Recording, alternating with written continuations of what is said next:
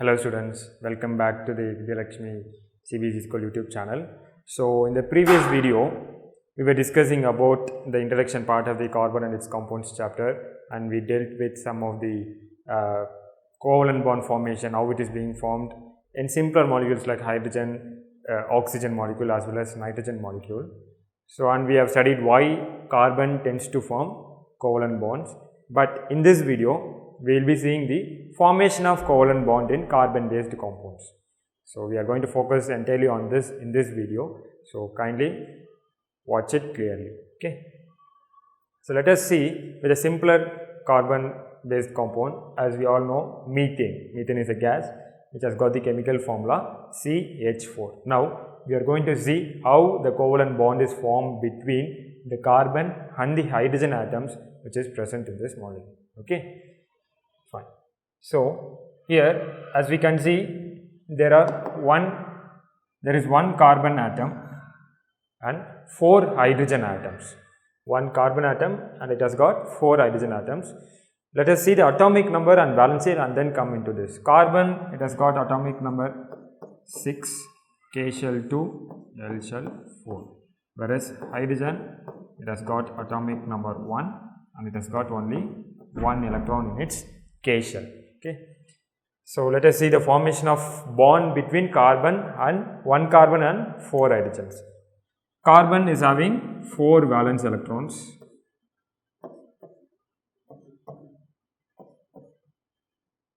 In the previous video you would have seen, I would have used the electrons symbol as dot for both the atoms, because since it was similar atoms, I have used the same symbol for representing the electrons. But here it is going to be different atoms, dissimilar atoms, carbon and hydrogen. So I am going to use different symbols for representing electrons, because only then we could differentiate which electrons belongs to which atom. So that is the reason why we are using different symbols for representing electrons in this electron dot structure. Okay. So carbon has got 4 valence electron and 4 hydrogen atoms are there, and each hydrogen atom is having 1 valence electron.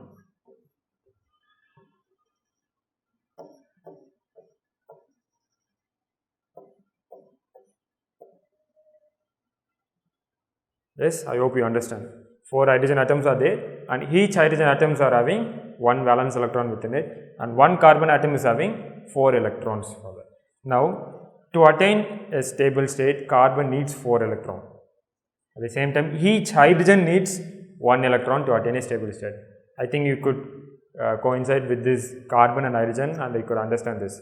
Carbon needs 4 electrons and each hydrogen needs 1 electron. So what is carbon and hydrogen going to do now? Yes, it is going to mutually share its valence electrons with each other. If you see this carbon with this hydrogen, it is going to share this valence electron with hydrogen. At the same time, this hydrogen is going to share the valence electron with this carbon atom. So what is going to form?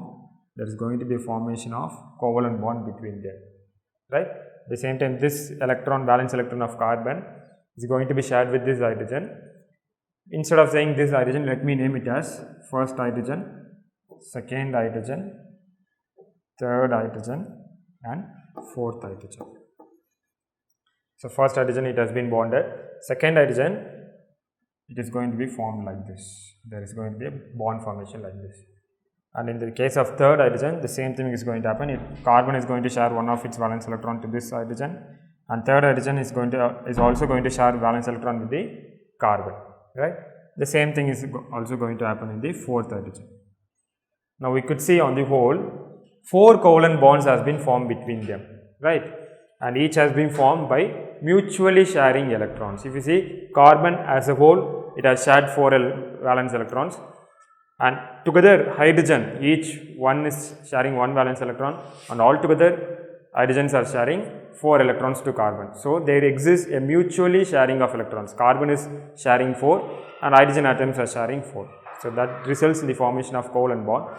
Now the point is, we have to see whether both carbon and hydrogen has attained a stable state or not. For that, we are going to draw the circles and check. Okay. Let us complete for hydrogen first.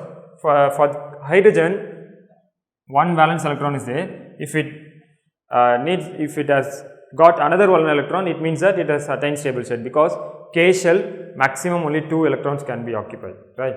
So, if it is occupied with 2 electrons, hydrogen is said to be stable. So, let us see for the first hydrogen. Yes, inside the circle we could see 2 electrons. 1 electron belongs to hydrogen and the other electron belongs to carbon, which is shared with the hydrogen atom, first hydrogen. The same way exists for the second, third and fourth hydrogen atom. Okay.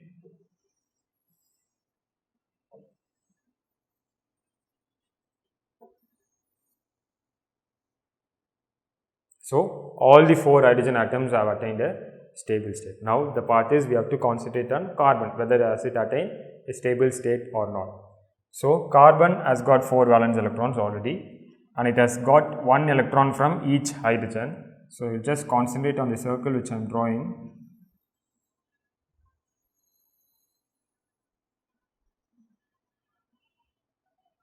Yes. So, inside the circle of carbon, the bigger circle, we could see already 4 valence electron are there and 5th, 6th, 7th and 8th. So, altogether it has got 8 electrons here. So, which means that it has also attained a stable state and which has resulted in the formation of covalent bond for the methane compound. Okay, this is how covalent bond is formed between carbon and the another atoms. Fine, I hope you have understood. In the next part of this video, we are going to see some more information about the covalent bond formation. Okay, fine.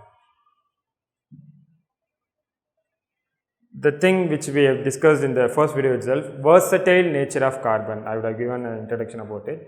So, what is meant by versatile nature of carbon? It is nothing but a unique property which carbon has got. That is the reason why, apart from other elements which is existing in the periodic table, carbon is able to form a different kind of bond, that is namely the covalent bond. Okay. What property enables carbon to form this covalent bond? That is what we are going to see, right. So, we have seen the formation of covalent bonds by sharing of electrons, right. It is formed by sharing of electrons in various elements and compounds. And we have also seen some structures, simple carbon like methane, and apart from carbon, hydrogen molecule, nitrogen and all we have seen, right. In fact, we ourselves are made up of carbon compounds. Yes, we have to accept it. Even our human body is also made up of carbon compounds. The number of carbon compounds whose formulae are known to chemists was recently estimated to be in millions. They are estimated the carbon compounds which is existing to be in millions. Even the point to be noted here is this outnumbers by large margin the compounds formed by all other elements put together. Even the compounds which is formed by the other elements, even if you put together, it is not equivalent to the compounds which is formed by the carbon. So, that much importance carbon has got in our daily life. So, why is that this property is seen in carbon and no other element has got this special thing? That is what we are going to see. So, carbon namely has 2 properties which enables it to do this kind of things. One is called as catenation and the other one is called as Tetra Valency. These are the 2 properties which enables carbon to form millions of compounds, and we are going to see in detail what is catenation and what is Tetra Valency. Okay. So, carbon has got the unique ability to form bonds with other atoms of carbon, giving rise to large number of molecules. This property is called as catenation. What is understood from this sentence is, this carbon atom can form continuous bonds with another carbon atoms. Right. For example,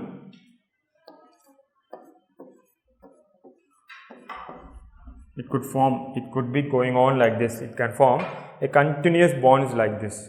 This property is what we call it as catenation, a continuous linkage of similar atoms. This is what we call it as catenation.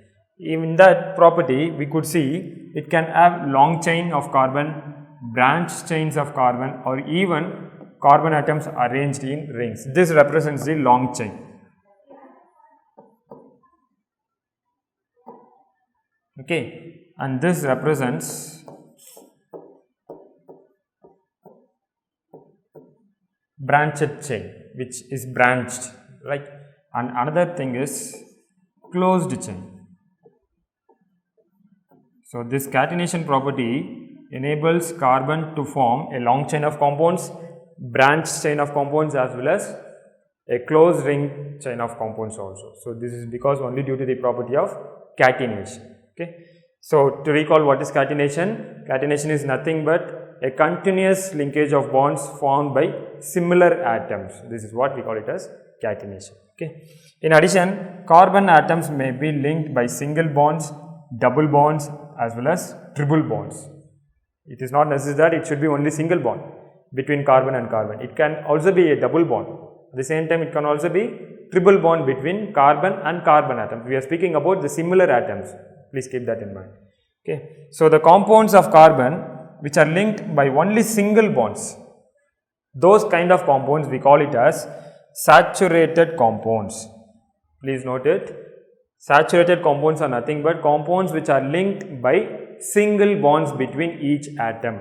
Namely, if you consider carbon, if this we can call it as a saturated compound, because there exists only single bond between each carbon atom. So, this comes under saturated compounds. Okay. But if there is compounds having double or triple bonds between the carbon atoms, it is called as unsaturated compounds.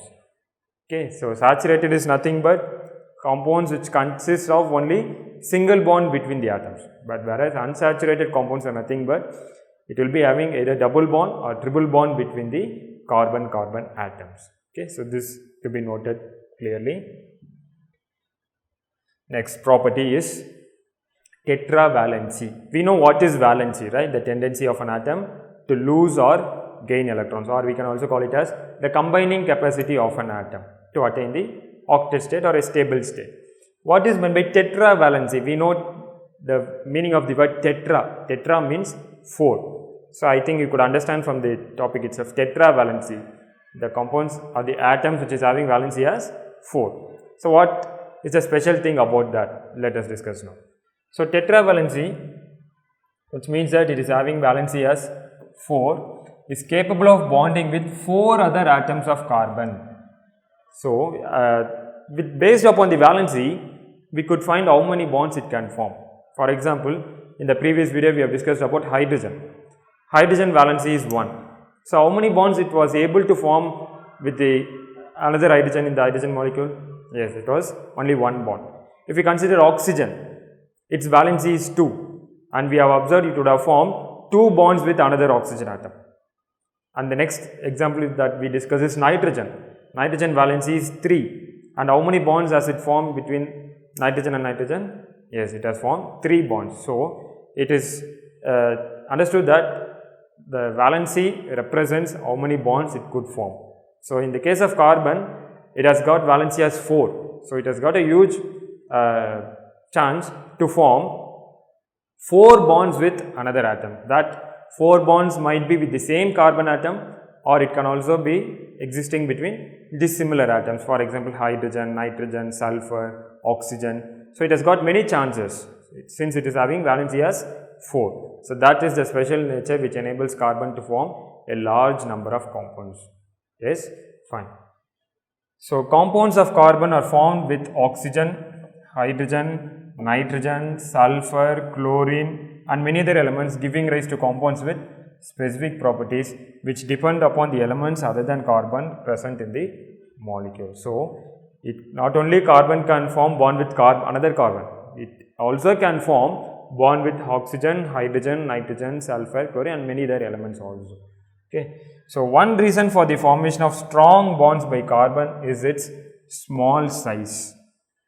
This is an important point to be noted. Carbon, we know it has got only 2 shells, K shell and L shell, and the valence electrons are going to be shared, and the electrons going to be shared in the valence shell, which is namely L shell, right, and nucleus is very closer to the L shell. So, the bond which is formed by carbon, it is said to be stable because the size is very small, and since nucleus is very close to the valence shell, it could hold the electrons very strong. That is why this enables the nucleus to hold on to the shared pair of electrons strongly. The bonds formed by elements having bigger atoms are much weaker. Like if you see the bigger atomic number, the distance between nucleus and the valence shell will be very high. Okay, so the attraction between the protons and the valence electrons will be very less. So the bond might not be that much stronger, but here in the case of carbon, it has got only 2 shells and the valence electrons is very closer to the nucleus, so that the nucleus will hold the valence electrons very tightly. So the bond formed by the carbon will also be very strong. That is the thing we have to learn from this thing. Okay, fine. So we have learnt about the 2 unique natures of carbon. One is catenation and the other one is tetravalency. Okay, so in this video I hope you would have understood with the properties which enable carbon to form a large number of compounds. In the upcoming video, we will be seeing about hydrocarbons, namely alkane, alkene and alkyne. We will be seeing how the compounds are formed and what is the formula to find the compounds in alkane series, alkene series and alkyne series, and further we will be discussing the electron structures of those compounds and the rest of the topics will be covered. Yes. Thank you students, we will see in the next video. Thank you.